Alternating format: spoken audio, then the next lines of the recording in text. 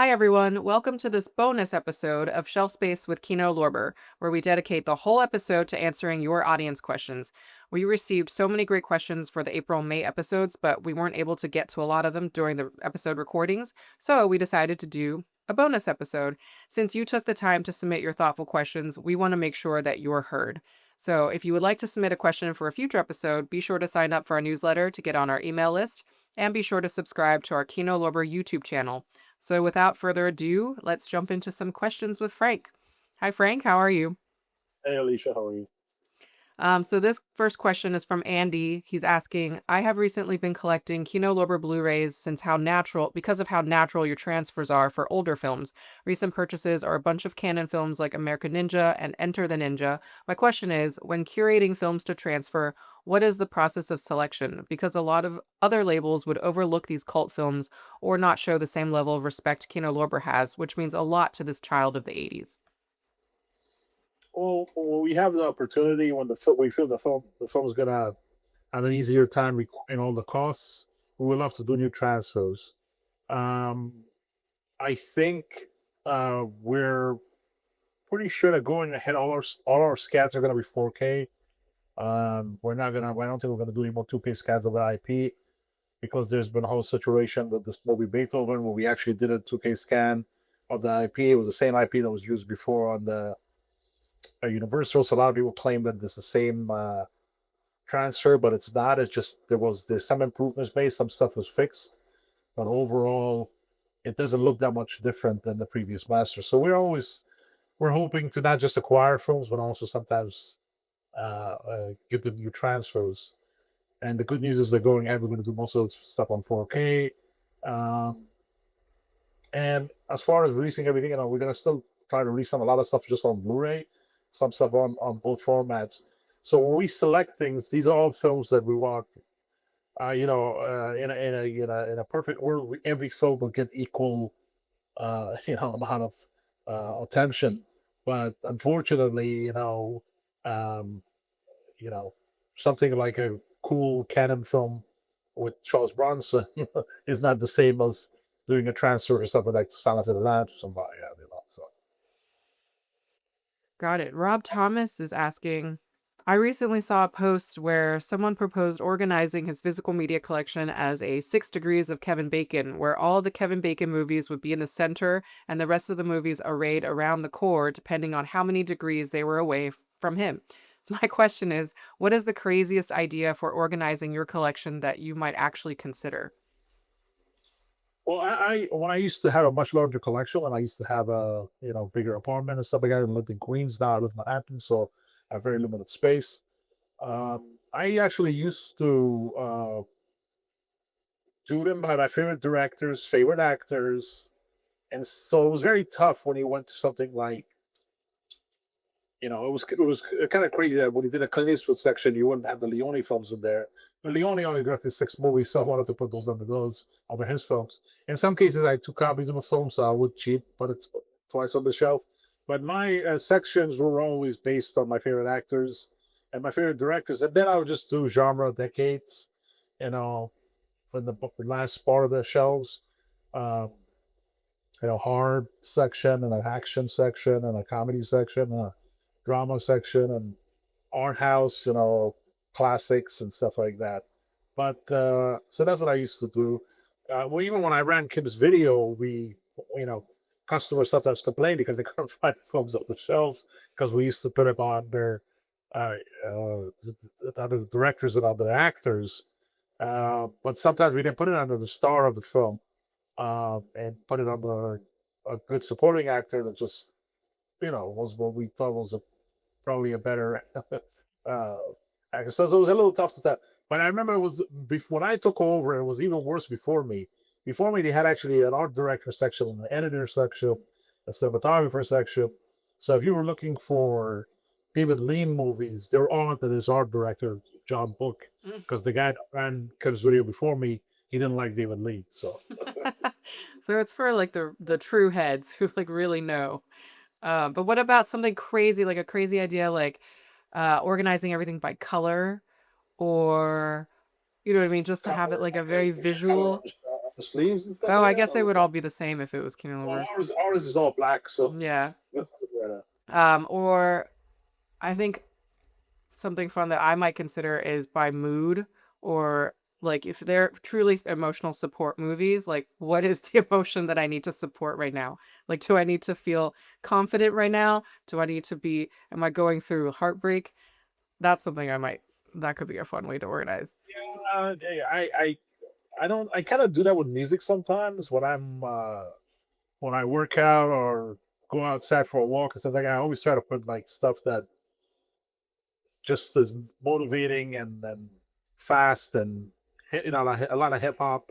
Yeah. It's just uh because I don't want to really think.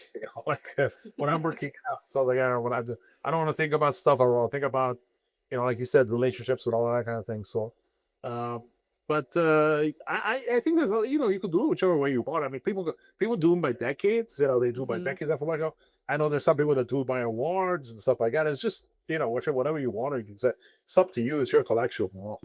Very true. But my Used collection. collection is kind of hard to find now because I think the fans will be very disappointed that I actually removed them from the original cases and put them away, and I put everything in these special cases that hold 6 discs. So when I have the Dirty Harry films, they're very easy. They're all in there, all 5 are on the same case. But then sometimes I have a hard time finding stuff myself because I'm like, who did I put that under? So, but I do keep a spreadsheet of everything. So all I have to do is go to a computer and click on it, and I'll see it. So I love that. I love a good spreadsheet. what is this? It's also kind of fun looking for some stuff. So, but trying to, it's good for your memory. As we get older, I think the more we use our brain, the better it is. So. 100%. Yeah, you got to keep it sharp. Oliver is asking, I'm relatively new to buying 4Ks from Kino Lorber. Do you reissue titles that are sold out, or are they forever out of print? For example, I missed buying the 12 Angry Men 4K release, and now only see it available from third parties at absurd prices. Yeah, unfortunately, those were not our choice. We wanted to renew 12 Angry Men and Matter Hunter and all those other stuff. But the studio decided to take him, give him, kind of give them back to Criterion, who originally had released the Blu-rays. So that was a very screwed up political thing that happened, and when I tell people that we are always at a disadvantage when it comes to the major and these bigger labels, people don't take it seriously, but you know companies like Criterion and sometimes Shout and Arrow and other companies get special treatment sometimes, or we don't. Hmm. And so we have to always kind of figure out, kind of go under the radar and try to find a film here and there that we could tape before somebody else comes and asks for it. So a lot of our really good 4K releases were titles that originally on Blu-ray was released by the labels, but they uh, either fell asleep on the wheel or whatever happened, and just they didn't renew them. So we went and got them. In some cases, um, but these were like special circumstance with Criterion and so on. Got it. So it's not because we don't want to. It's not for lack No, of we trying. would have all renewed all those films. Great Escape, all of those we would have renewed. But they didn't let us renew them. So Stephen Prout is asking, have you considered releasing a newsletter with upcoming title releases for the upcoming months like Era or Criterion? It does help build anticipation for the month ahead. we do a press release. If they want to be on that list, they could send our publicity department an email, say, "Can you please add me to the list?" And they'll send them this. It's an email. It's a monthly a PDF that they send with all the covers and all the extra features and everything. So the person they probably have to email is Matt Berry, but through publicity, even a contact at Kino Lorber will be forwarded to the right person. Uh, just send it to contact at kinolorber.com. Say, can I get your Studio Classics? Studio Classics and Kino Cult are usually on the same uh, the PDF that goes out, but the Kino Lorber stuff and some of the other labels that we carry, they're separate. So they want everything, then they should just ask for everything. And then I don't. There's just a name being added to the mailing list. So I don't think it would be a problem. Okay. Is that usually press facing, or it's not consumer facing? It's usually like just for the press? No, it's just it's a press release. So it we don't mind sharing that with the public. There's nothing there that's We should do a so, consumer version too. Yeah. Well, I don't know. Something to think about for the future. hey, that we don't need to. I just gotta ask to get that and then be added to the list. Okay, I'll talk to Matt about that. Okay, great. So the answer is yes, there is a way. Brad is asking, I was curious about printed extras, booklet essays, posters, etc.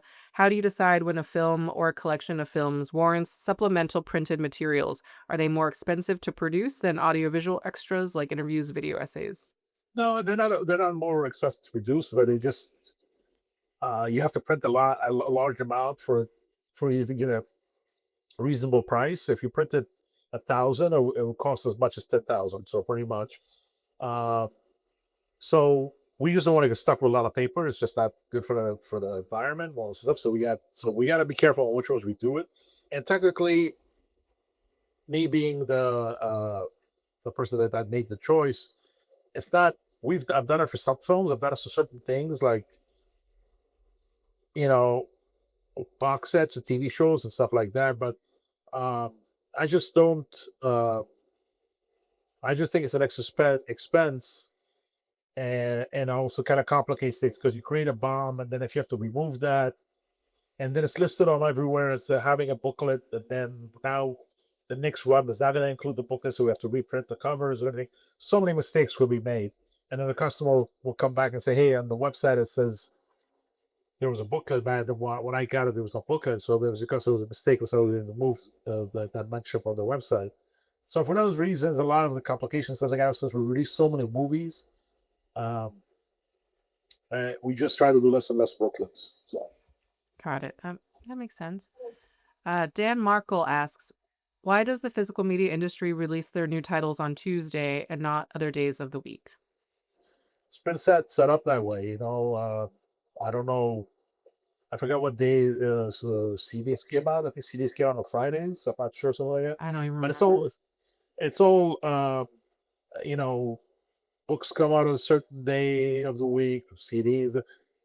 It started with VHS, and since then it's always been on Tuesday. So we didn't choose that as the way it's been. So, and I guess it's mainly because if something really sells well, you still have some time to get some more units by the weekend, maybe.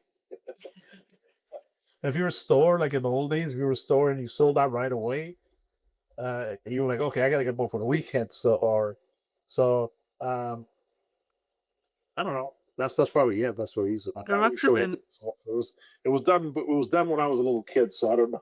yeah, there must have been a reason originally in it and it just stuck.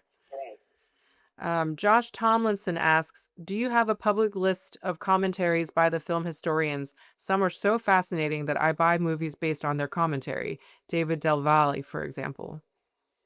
We don't, but I think that's something we could probably try to add to the website.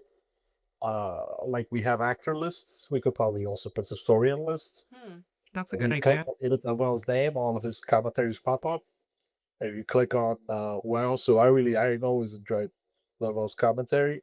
Sometimes they can be very funny and catty and stuff like that, but around the times it's very informative. I think he's a really good historian.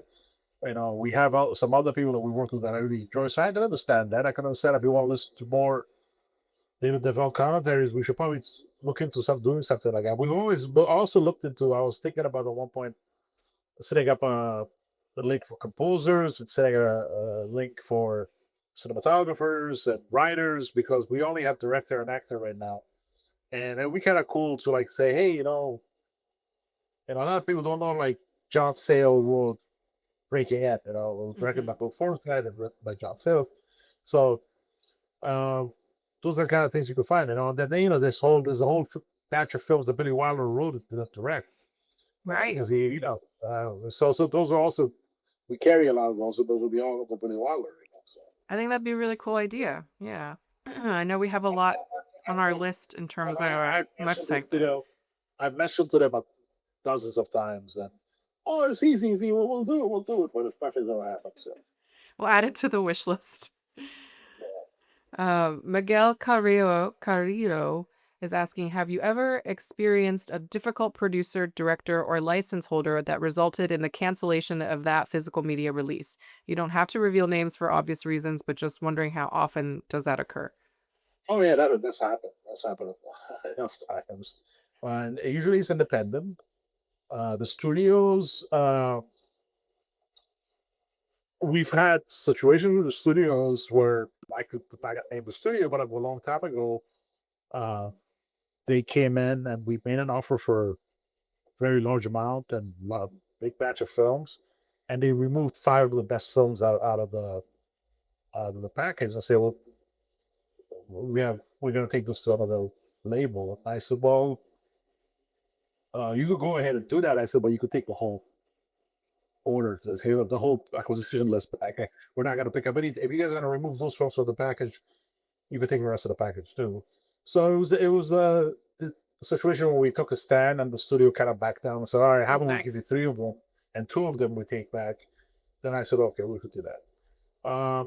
But as far as difficult producers and yeah, there's a lot of hands. There's a lot of people that are, they make one or two films, or uh, they're always very. I mean, I don't blame them. It's their film. It's something that they're very passionate about. So they have to be involved in every aspect of it, and always asking, sending emails or questions. And it becomes very complicated thing to do, especially when you're as busy as I am. So and but yeah, we've had some people that've been rude enough where we've said, okay.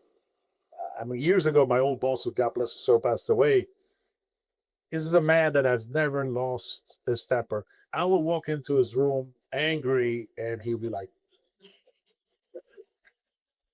and at first time I ever heard him yell and curse was with this director. Because it came to a point where he's like, enough of this show, well, we've done everything you've asked for. Now you ask, like, at the last second you come in and ask for something else and all this other stuff and all.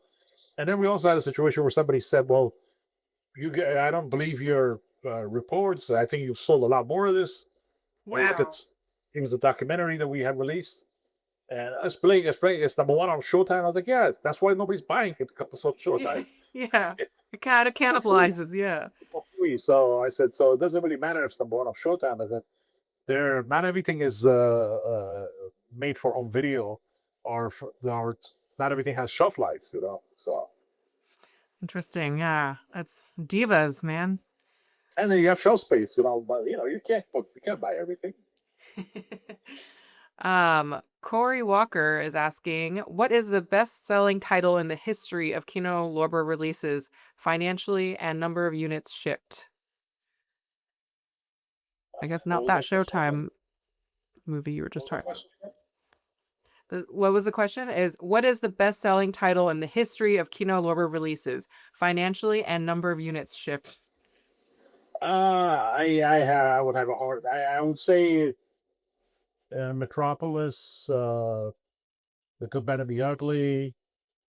I think those would be probably in the top two.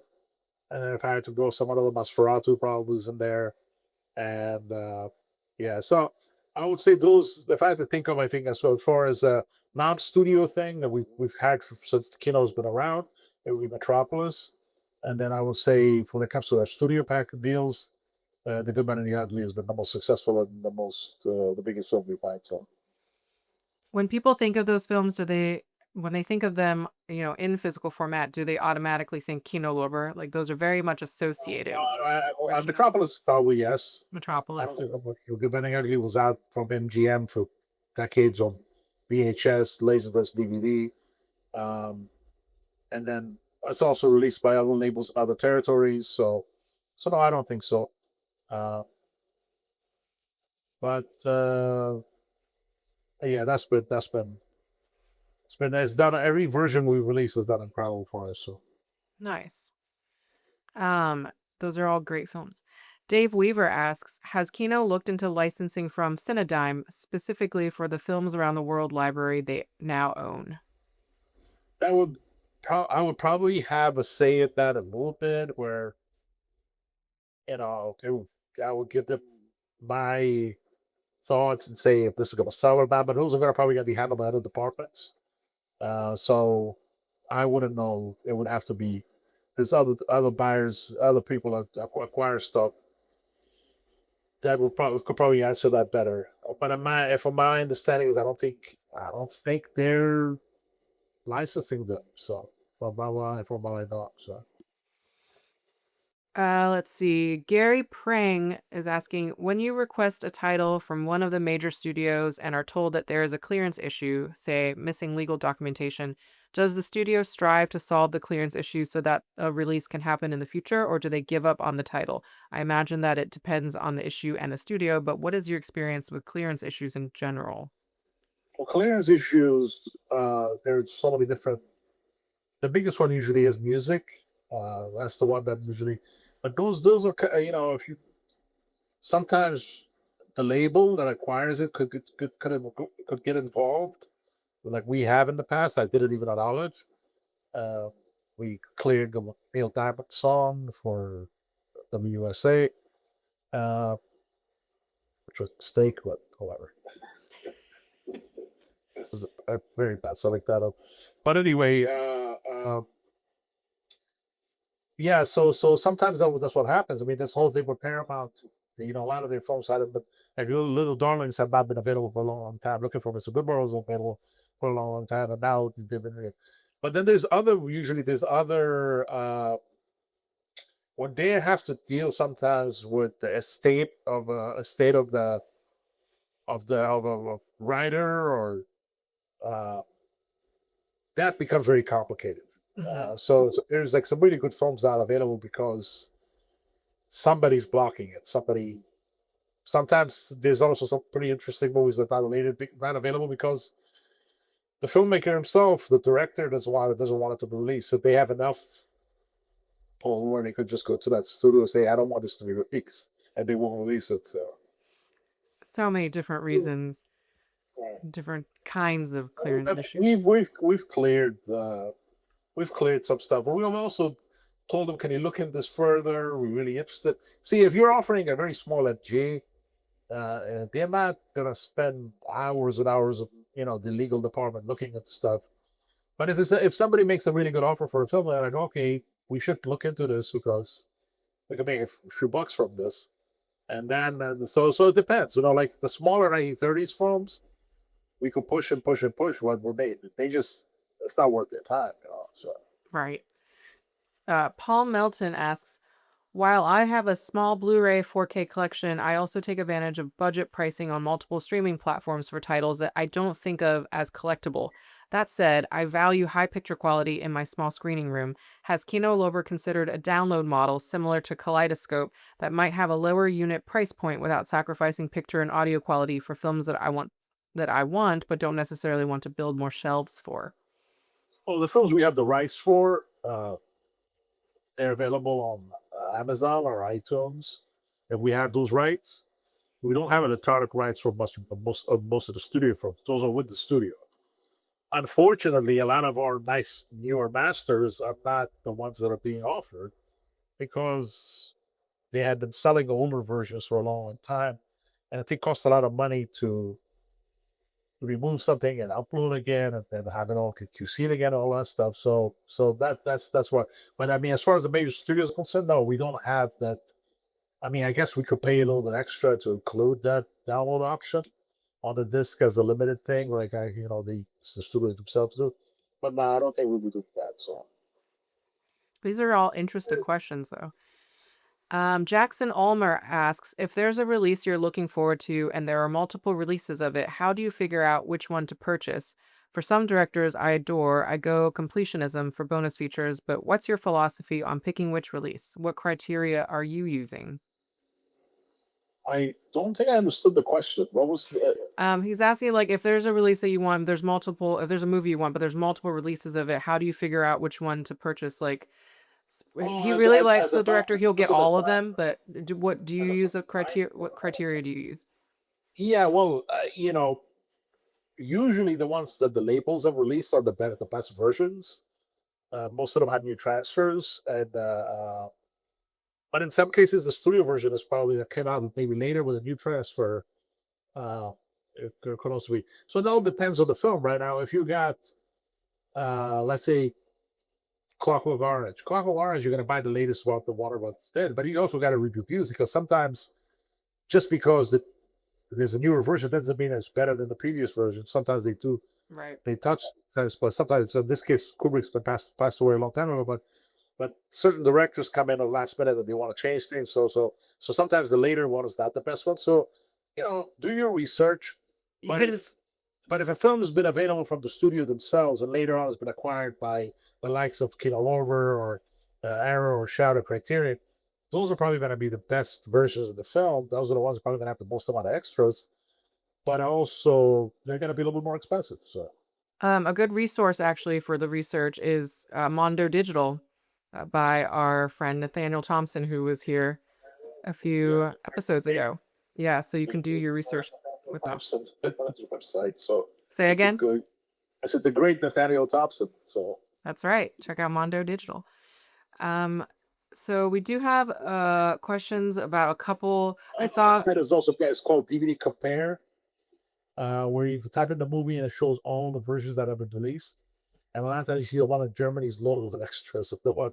So if you really want just the extras, you got to make sure first of all they're not the actual extras not the German. Like if it's a historian extra, there's a very good chance the guy speaking is or the lady who's speaking is going to be speaking German.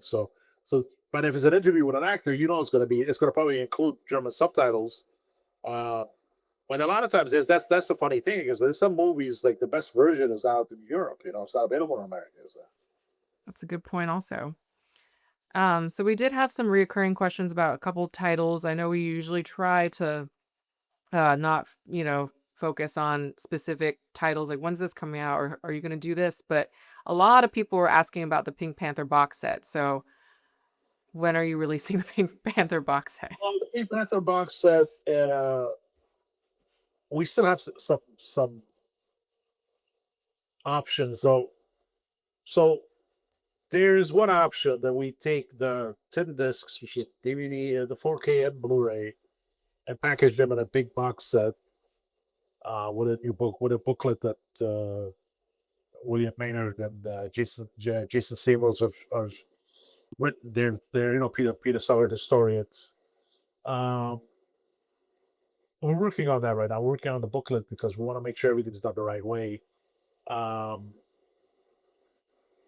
that is a big clunkier box set, and also because it could be very pricey because of it includes 10 discs.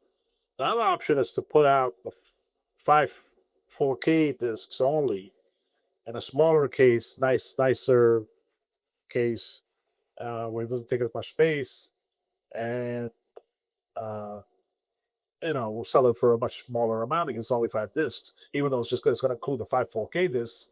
Is that the last option? And if we do that, then next year I am planning to maybe for Blu-ray do a larger, more extended essay, and then pick up the rest of the Blake Edwards films, not just Trail with Peter Sellers, but also Cursed Sun, and put them all 8 films in a set. But that's kind of what I'm kind of thinking about. At this point, we haven't really decided. Maybe we'll do a poll or something like that, what the fans could vote. But so we haven't. We're still working on it. We're hoping it comes out. We're shooting for I think it's September 8th. Uh, if it's a Tuesday, I think that's Peter Sellers' birthday. So I think that's what we're looking at as a street date. Yeah, September 8th. Oh, nice. So Great. so it's gonna come out on that date one way or another. So Well, there you go. That was a great update. A lot of other people were asking about an update on the release of Dark Room, the series. well, Joe, we finally have the masters. The 7 episodes are now set to historians. Amanda Reyes, Steve Mitchell, a bunch of different people are doing commentaries for them. Gary Girani, and We have 8 commentaries for 7 episodes, so we're gonna be we're hoping to release it in August or September.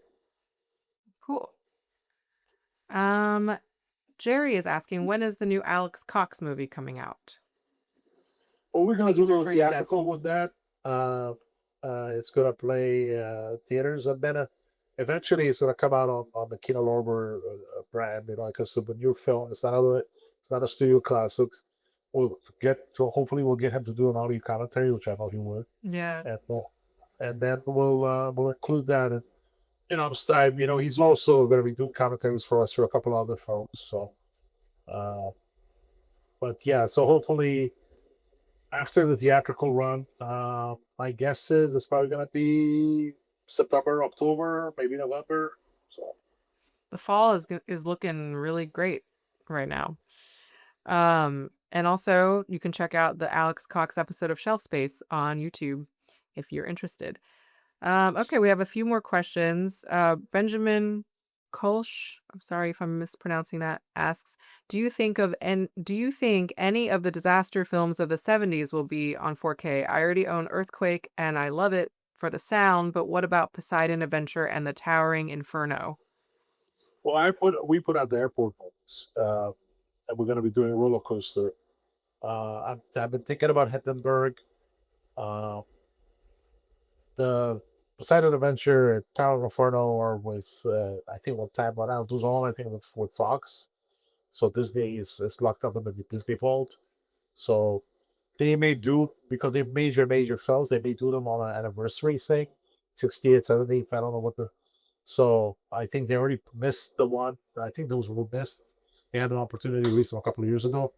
Because I think Tower of the Phone was 74 and Poseidon was 72 or 71 or 70. I'm not remember.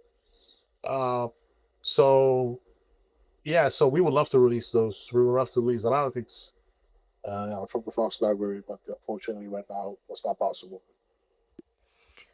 Mal is asking, I am a big fan of your company and want to thank you for doing the Lord's work when it comes to movies. Now the question, why do some labels release the theatrical version on 4K and not the director's version? I understand that directors may not have a 4K scan, but the parts that are non 4K, can't you just add it to the 4K theatrical version and just warn the fans? Finally, No. are you guys, or answer that one first. It's a long question. Let me answer that one first. Well, always the camera negative is always the theatrical cut. In very few cases, the director's cut is the camera negative, uh, but it's always like a movie like Rampage. We had camera negatives for both versions, so they were both off. Oh, no, I'm sorry. The director's cut was camera negative. We didn't use an IP for the theatrical cut. So the main thing is that usually it is because of the theatrical cut is the and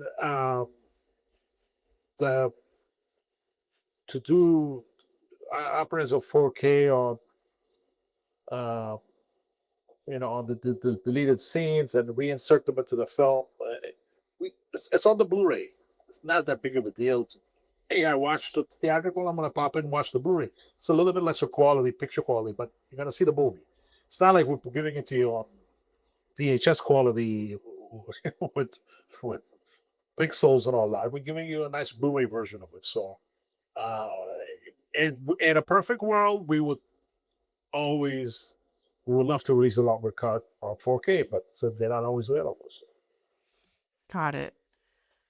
The other part of the question is, well, I don't know if you can't really speak to this, but he's asking, are you guys doing well with 4K sales, and how much does it cost Kino to do a 4K scan? That that's really Kalano's business because everybody, Yeah, I didn't think you could answer that. right, everybody pays different rates and every different companies. If I said this, then that's industry. Everybody pays different. Like I tell you right now, if smaller than us probably gonna get a better rate because they got to cry poverty. We're gonna get a better rate than the major studios. That's the way it is. That's the way the business is. Uh, but yeah, 4K scan to 4K scans. The previous question was, how we doing the 4K? We're doing very well. Uh, I wish there was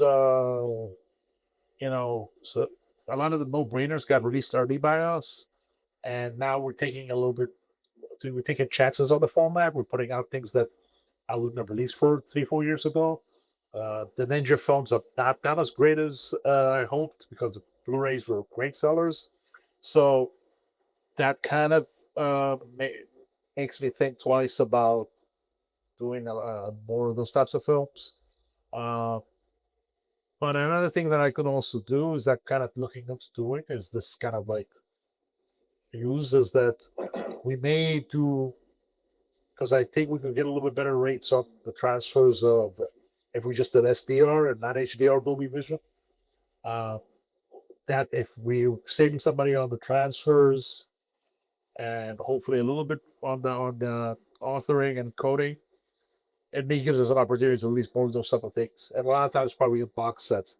In the past, the only SDR titles that we released is the ones that we got from the studio that we ourselves had never done an SDR master up till a month ago or so. We did Rider on the Rain, the English language version. Uh, we could have done HDR, but the French one was already done in SDR, so it didn't make sense. But that's one way for me to like be maybe release some cooler uh, B titles on 4K. So. Awesome. Robert Holloway asks, "Thank you so much for your support of us film noir lovers. I have purchased your French and Brit noir collections and all 26 sets of film noirs. Will you release a 27th set? Thanks." Yeah, 27 and 28 is already scheduled. That's coming from Paramount. That's for Paramount Pictures. I am working on renewing 17, which is the Edward G. Robinson ones from the MGM. I'm like 5 minutes ago. I was working on that MGM deal right before we got on this recording. So I'm working on that currently. I'm hoping to also do another MGM, maybe one or two MGM. So 27 and 28 are scheduled. 29 is confirmed. 30 is, you know, possible also. But also, like in the future, we may end up putting some really big titles on these box sets because they're released by other labels. So if and when some of the Universal noirs that we did not release become available, we may pick them up to put them out in box sets. So All right. Well, that's we have two more questions. Ian is asking, when/if upgrading a movie from an older format to new, do you keep the older format? Personally, as a collector, I guess he's asking. I rarely do unless it has like an extra that's not on the new one, but that extra has to be really special. It cannot just be some whatever. Uh, in some cases, I know there's a movie called Flashpoint that I always like with Christopherson and Rick Williams, Rip Torn, and I know that the VHS I had was a theatrical cut. When it came out on DVD, it was 10 minutes shorter. So I've always kept that VHS tape. Uh, the original Not Simple had different music, so that VHS I've kept. I think they had to remove a song or two and replace them with other songs. I'm pretty sure that's what happened, but again, so there has to be certain type of reasons. Uh, If you really love a film, kind of like it makes sense to keep all the different versions of it and then see its evolution, right? And if you really, really love right. the film. There was a time. There was a time that when Touch of Evil got released on DVD, they only released the new uh, so-called director's cut or whatever. And I love that version. I'm not saying this was bad, but I also wanted to have the original theatrical. So I had kept that VHS for a long time and the Laserdisc. And then eventually, when they released it and included both cuts, then I changed them. We ended up putting out on 4K and Blu-ray with 3 cuts, and uh, so the rest is history. Well, this is our last question. Since this episode is coming out probably on or around May 4th, We had to ask a Star Wars related question. Dylan asks, "Are you a Star Wars fan, and what do you think of the newer films that came after the original trilogy?" Well, the original trilogy, I was a huge fan of. I mean, I was never. I didn't. I saw in price. This is a really weird thing. This happened to me because of age or some things. Uh, I saw Rocky 2 before I saw Rocky. I saw Empire Strikes Back before I saw Star Wars, and I saw Jaws 2 before I saw Jaws. Because it was in those days, movies just didn't come out on tape, but they would re-release them theatrically, and it would take a long time for it to come out on tape. It was actual when VSDA got created with the whole convention.